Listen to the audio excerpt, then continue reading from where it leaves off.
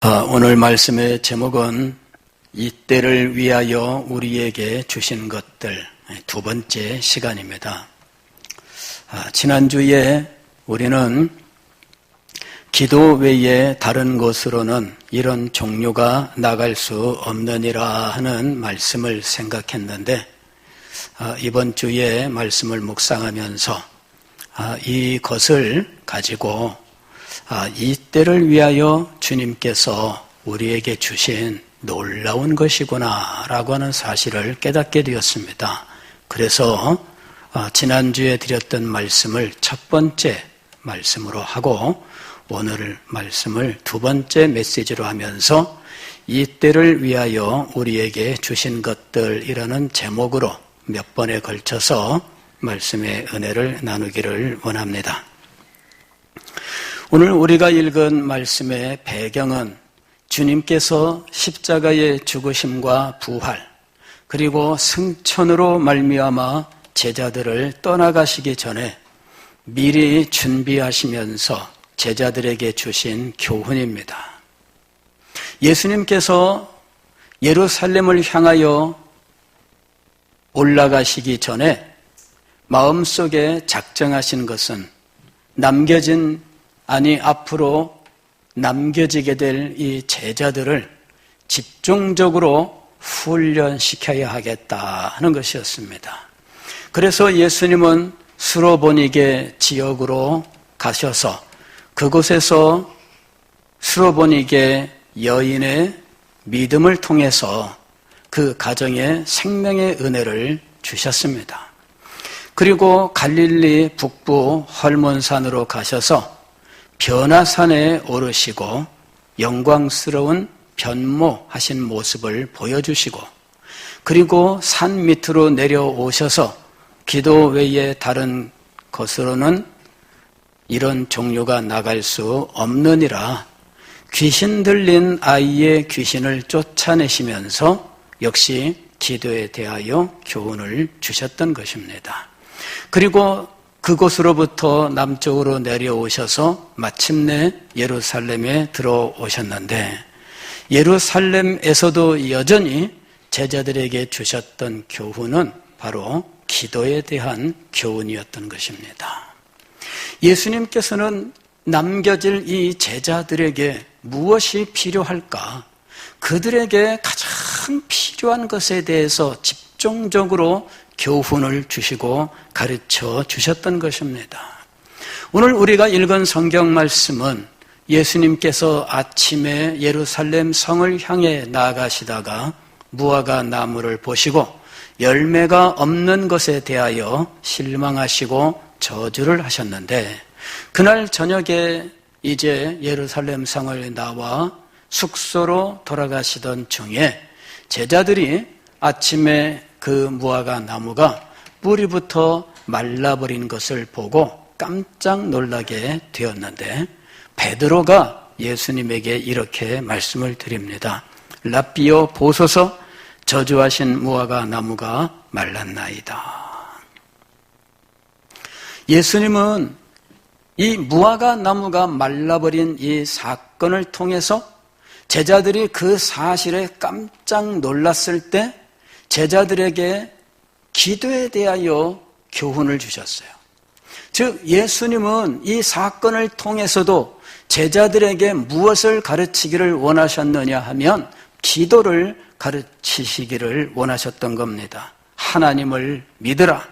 내가 진실로 너희에게 이르노니 누구든지 이 산더러 들리어 바다에 던져지라 하며 그 말하는 것이 이루어질 줄 믿고 마음에 의심하지 아니하면 그대로 되리라.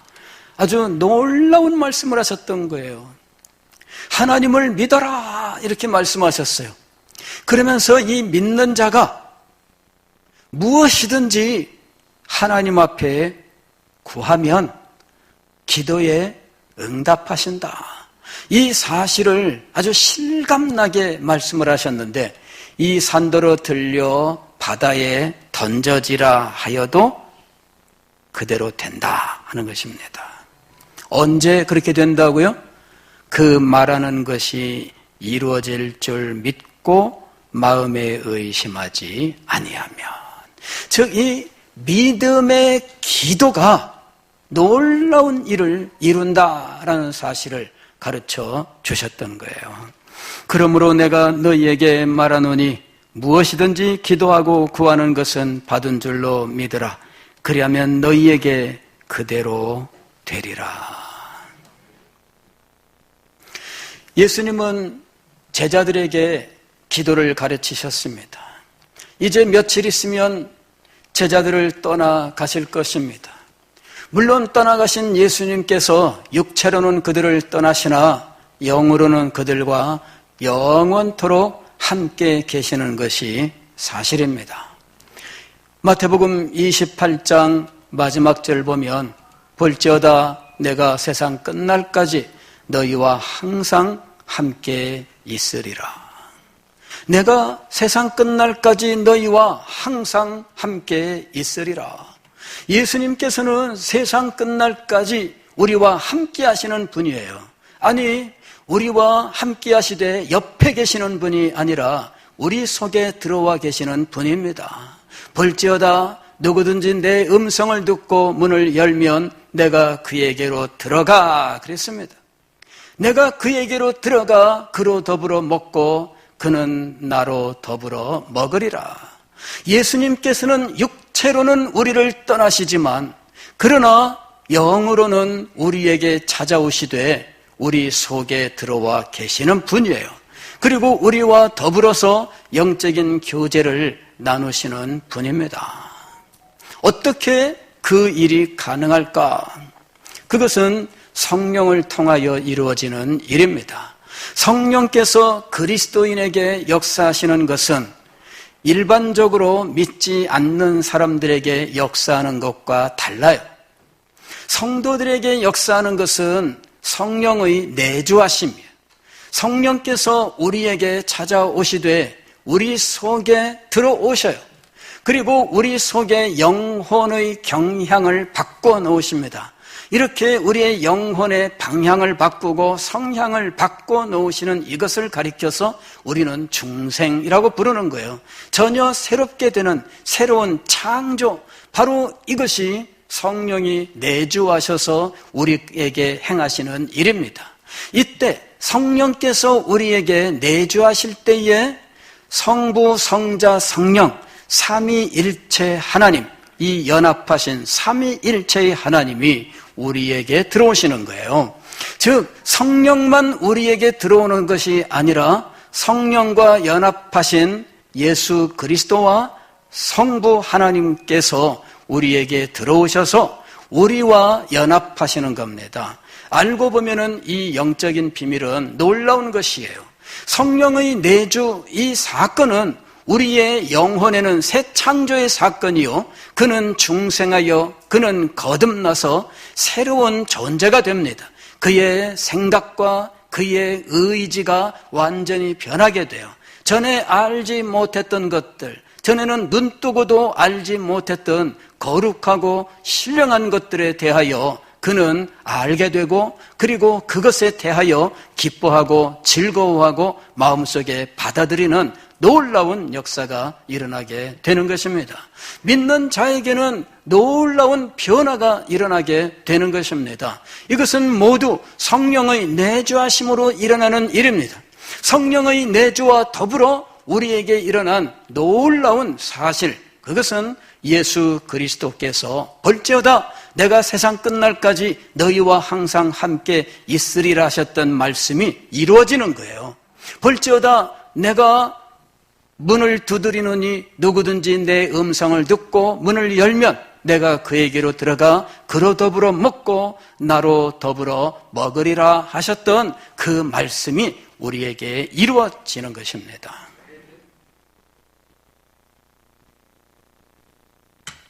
최근에 코로나 바이러스 때문에 우리나라에서 그래도 이 신천지라고 하는 이단에 대해서 경각심을 가지게 되는 이런 일이 일어났습니다.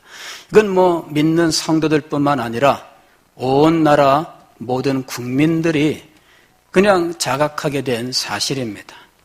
근데 거기서 주장하는 것 중에 하나가 무엇이 있느냐면 그 교주 이만희 씨가 예수의 영과 연합하여 육체 영생을 이룬다라고 하는 것이에요. 알고 보니까 시한부 종말론에 해당되는 교리였어요. 예수님이 재림하시는데 어떤 식으로 재림하시는가? 영으로 재림하시는데 이만희라고 하는 사람에게 재림하는 게 종말이에요. 그게 예수님의 재림일까? 성경이 가르치는 예수님의 재림을 공부하면 그게 아니라고 하는 사실을 알 수가 있죠. 이만이라고 하는 사람이 죽으면 육체 영생이라고 하는 교리는 무너져요. 그래서 지금 사람들이 이만희 씨가 죽으면 어떻게 할 거냐 이렇게 이제 묻고 있는 거죠. 신천지 분들은 대답하기가 참 난감합니다. 안 죽는다고 말은 해요. 안 죽는다. 이만희 씨는 안 죽을 거다. 뭐 이런 식으로. 그러나 벌써 90세가 된 사람입니다. 예전에 전도관의 박태선 씨가 92세인가로 죽었습니다.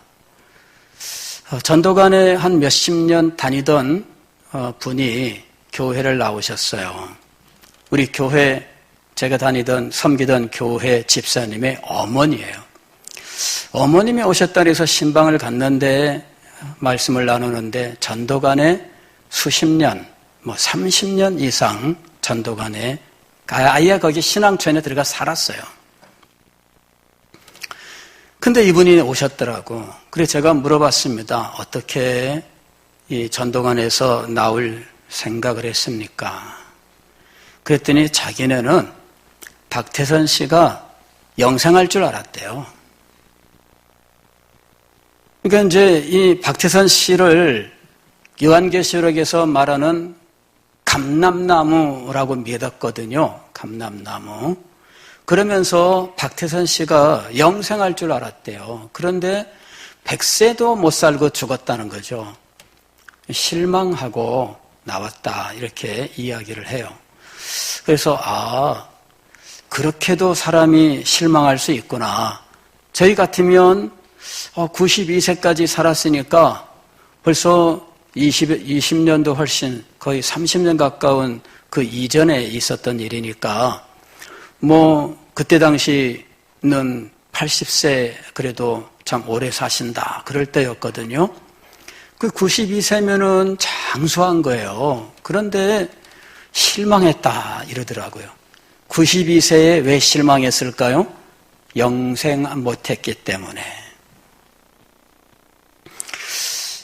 자, 이만희 씨가 죽으면 육체 영생의 교리가 무너져요.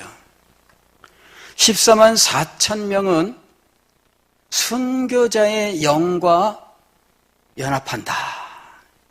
이게 이제 육체 영생의 교리예요.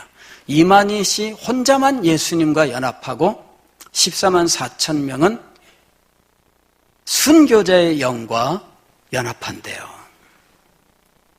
순교자가 딱 14만 4천 명일까? 그것도 이제 한번 여쭤봐야 돼요. 예.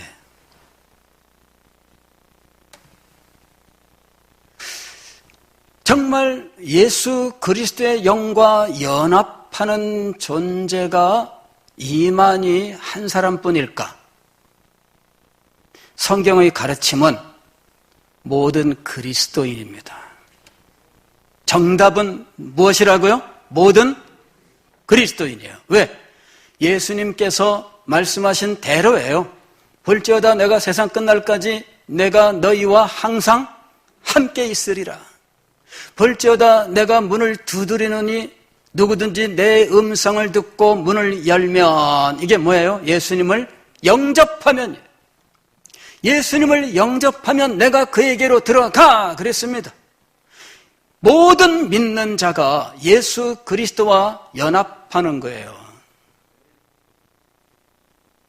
이만희 한 사람만 연합하는 게 아닙니다.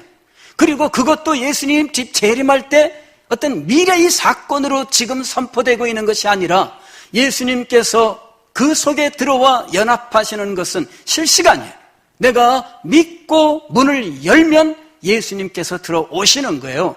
그러므로 모든 성도들의 마음속에는 예수 그리스도께서 들어와 계시며 저와 연합하여 친밀한 교제가 이루어지고 있는 것입니다.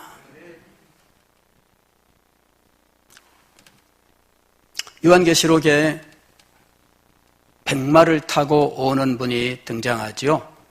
보통 이 백마를 타고 오는 분을 예수 그리스도라고 해석을 합니다. 그러면 백마는 누구를 가리킬까요? 사실 우리는 백마가 누구냐 이렇게 묻지 않습니다. 왜냐하면 성경 해석을 그렇게 하지 않기 때문이에요. 아무도 예수님이 타고 오는 백마가 누구냐라고 묻지를 않았습니다. 그거는 물을 필요가 없는 것이었기 때문이었어요. 가령 이런 거예요.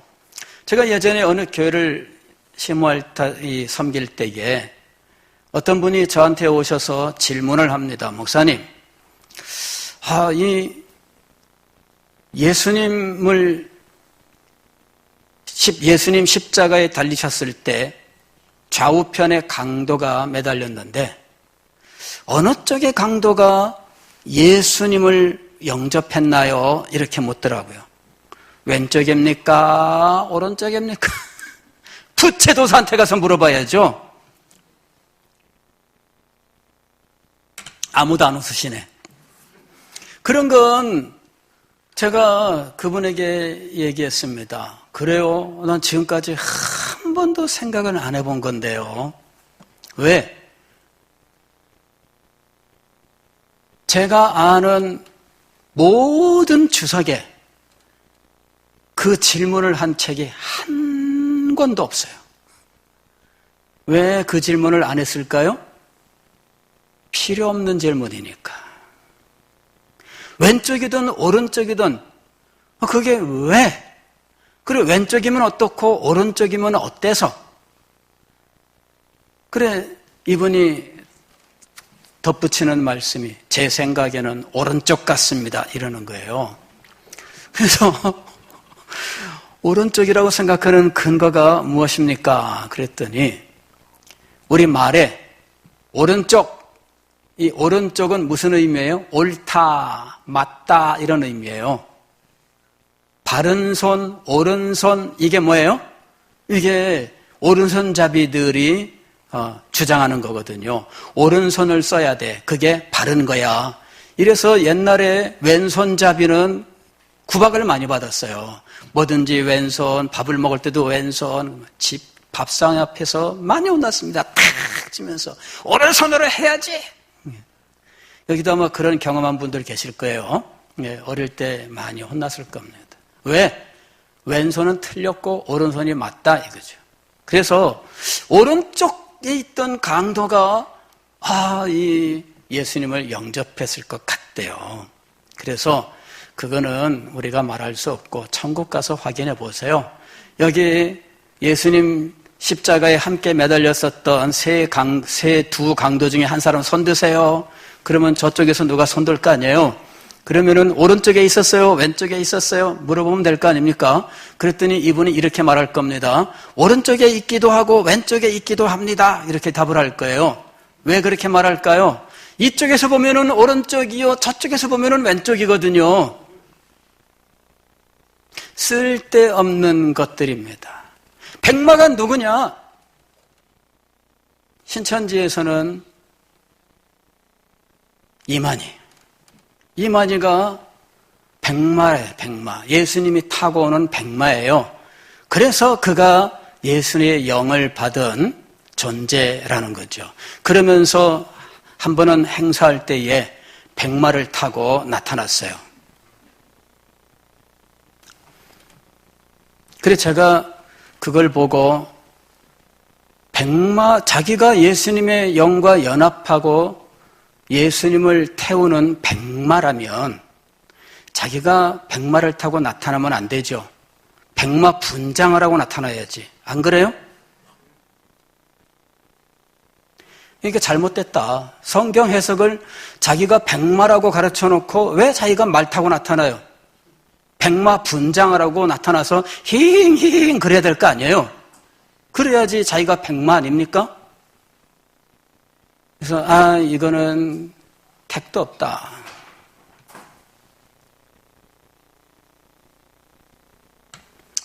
예수님께서 우리 가운데 내주하신다는 것은 놀라운 비밀이에요. 신천지에서는 이만희 씨에게만 예수님의 영이 임한다라고 가르치고 있어요. 잘못된 겁니다.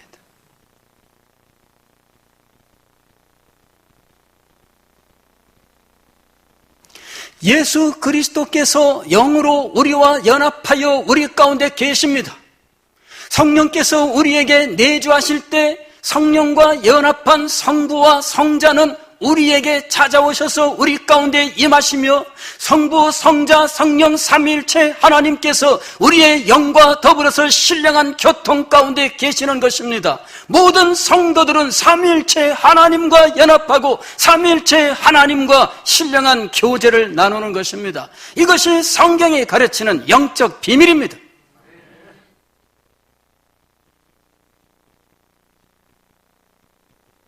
그럼에도 불구하고 예수님께서는 제자들에게 무엇을 가르치셨느냐 하면 기도를 가르치셨어요. 요한복음 16장 14절 말씀을 보면 지금까지는 너희가 내 이름으로 아무것도 구하지 아니하였으나 구하라 그리하면 받으리니 너희 기쁨이 충만하리라. 23절에서는 너희가 무엇이든지 아버지께 구하는 것을 내 이름으로 주시리라.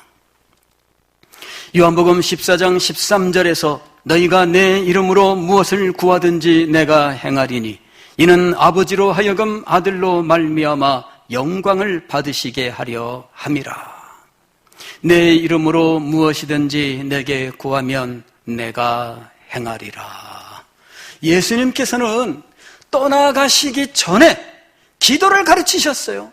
너희가 지금까지는 내 이름으로 구하지 아니하였으나 이제는 구하라. 내가 내 이름으로 구하는 것을 행하리라. 그리고 내 아버지께서도 내 이름으로 구하는 것을 내 이름으로 너희에게 주시리라. 이렇게 말씀하셨던 거예요.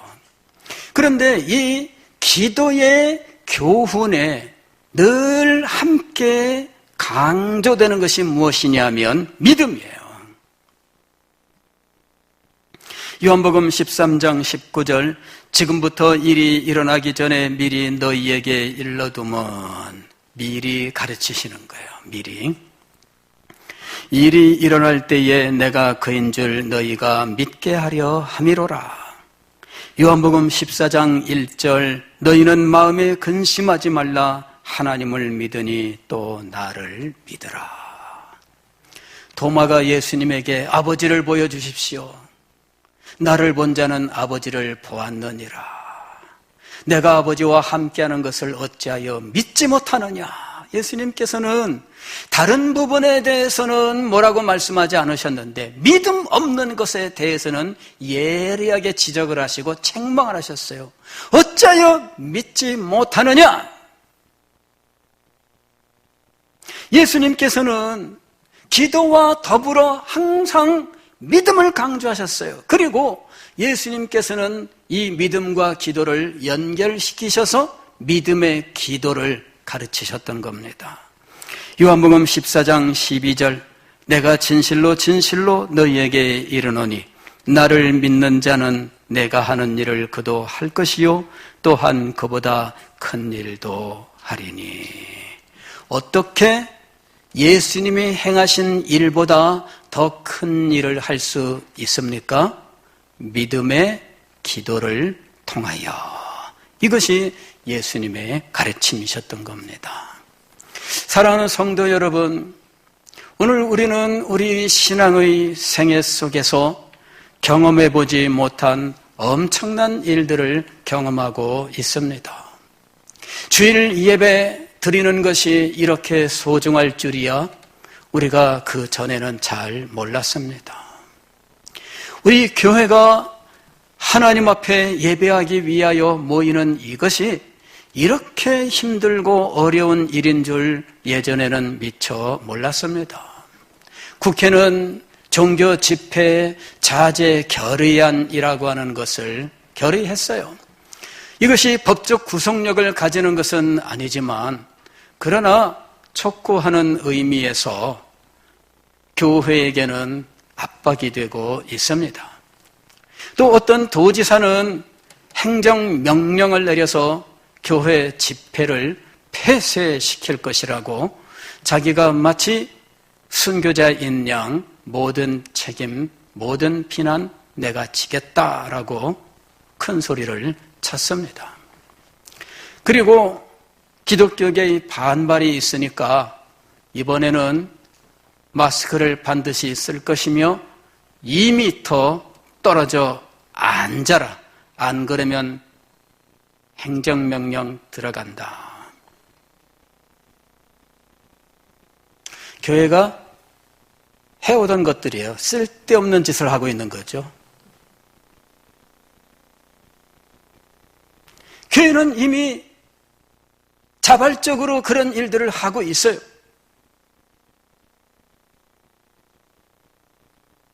지금 우리 예배드리는 이것이 사회적으로 굉장히 크게 문제가 될 상황이었는데 공교롭게도 이번 주 중에 어떤 사건이 일어났느냐 하면 콜센터 집단 감염 사건이 일어났어요. 그래서 교회로 향하던 시선이 콜센터로 향해 버렸어요.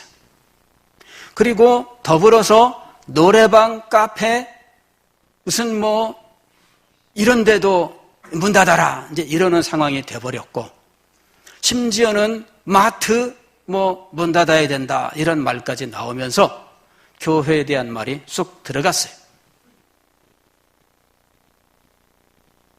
아마도 우리가 믿음을 지키기 위해서 엄청난 투쟁을 해야 되는 상황이 될 뻔했는데 이게 지금 잠시 압력밥솥에 김 빼듯 김이 좀 빠진 상황입니다. 어떤 사람은 이렇게 이야기했습니다. 종교의 자유가 헌법에 보장되신 것이라면 교육의 의무도 헌법에 보장되어 있는 건데 학생들은 학교 지금 개강하지 않고 지금 4월 달에 지금 개강한다 그러는 거예요. 기뻐하지 않네? 학교 가기 그렇게 좋았어요? 기다렸어요? 그러면서 왜 교육받는 사람들은 헌법상에 있는 권리지만 국가가 개강을 미룰 때 가만히 있었는데 교회는 왜 떠드냐? 이렇게 이야기를 했어요. 똑같이 헌법에 있는 권리입니다. 한쪽은 가만히 있는데 왜 교회만 유독 떠드냐? 제가 그것에 대해서 생각을 해봤습니다. 똑같은 것일까? 그렇지 않아요. 우리가 주일날 하나님 앞에 예배드리는 문제는 교리에 해당하는 것입니다. 교리에 해당하는 것은 그 누구도 명령을 통해서든 군대의 힘을 통해서든 강제로 바꿀 수가 없습니다. 주일 예배라고 하는 것은 우리가 믿는 교리에서부터 나오는 것이에요. 하나님을 매 주일 예배드려야 된다고 하는 것, 이것은 우리가 부인할 수 없는 우리의 교리예요. 이것을 부인하면 기독교가 종교라고 하는 이름을 상실하게 되는 것입니다. 그래서 이것은 부인할 수가 없어요. 총칼로 우리를 위협을 해도 이것은 우리가 부인할 수 없는 것입니다. 왜 우리가 주일 회집을 막을 수 없는 것일까요? 왜 중단할 수 없는 것일까요? 교리이기 때문입니다. 교리는 어디에서 나오는 것이에요? 성경으로부터 나오는 것입니다.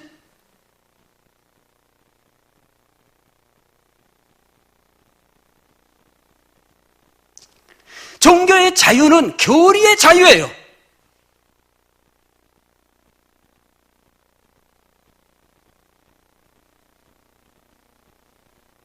그래서 제가 학교가 지금 휴학하거나 혹은 개강을 미루고 있는 사건과 교회가 주일 예배를 드리지 않아야 된다고 하는 것이 똑같다고 말하는 것에 대해서 제가 처음에는 당황했어요. 그러나 생각을 했습니다. 그랬더니 우리가 모이는 것은 교리요 성경의 교훈에 따른 것이었다는 것입니다. 이것은 하나님의 명령입니다. 도지사의 명령을 따릅니까? 하나님의 명령을 따릅니까?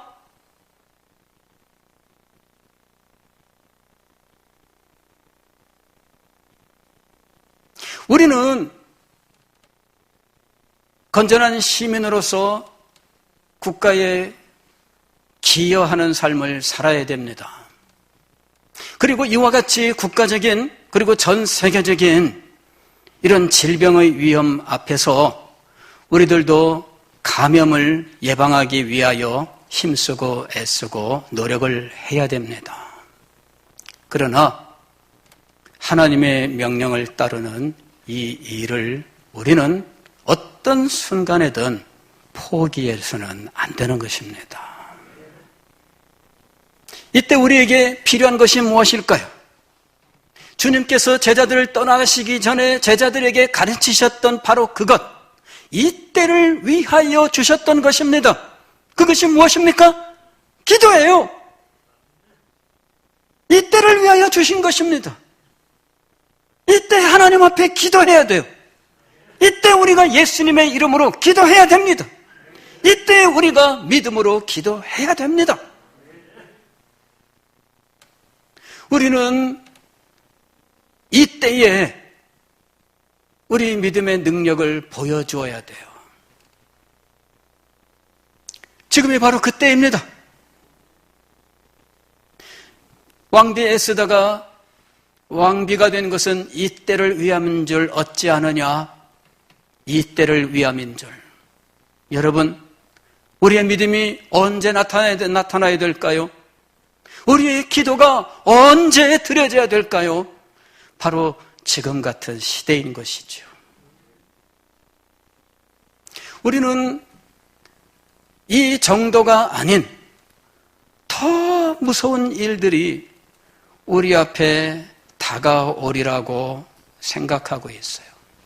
저는 10년 후 우리 조국교회의 현실을 내다보면서 인구가 줄고 젊은이들이 사라지는 이 현상이 교회에 빠르게 나타나면서 어떤 상황이 될까 생각하면 숨이 막힙니다.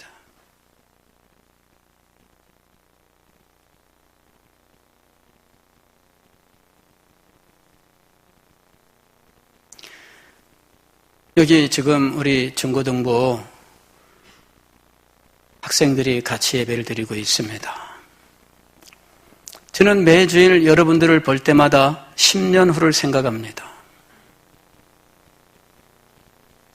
10년 후에 여기 있는 이 사람들이 믿음으로 잘 커서 하나님의 사람이 되어 있을까? 아니면 고등학교 마치면 2월까지만 교회 나오고 3월부터는 MT다, OT다, 뭐다, 아르바이트다 하면서 교회를 떠나 있지는 않을까? 10년 후에 이 자리에 여기 몇 분이나 계실까? 과거의 예는 실패였습니다.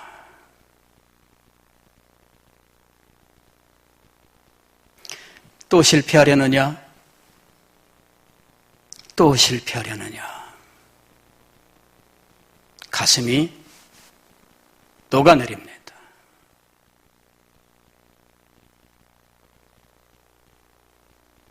사랑하는 성도 여러분, 이 때를 위하여 주님께서 우리에게 주신 것이 있습니다. 우리가 이것을 기억해야 됩니다. 주님께서 이때 사용하라고 주신 거예요. 이 위기의 순간에 사용하라고 주신 겁니다. 이 어려운 때를 위하여 사용하라고 주신 거예요. 움직일 수 없는 이 엄청난 장애물을 만났을 때 사용하라고 주신 겁니다. 그래서 우리는 더 믿음으로 주님 앞에 나아가야 하는 것입니다. 주님께서 이미 다 알고 계신 거예요. 믿음의 눈으로 바라보는 사람들은 다 아는 일들입니다. 사도 바울도 말세가 이르리니라고 하면서 이미 예언했던 일들입니다. 그 때가 임했을 때를 위하여 주님께서 우리에게 주신 것이 있습니다. 우리는 바로 그것을 지금 사용해야 하는 것이죠. 하나님을 믿으라.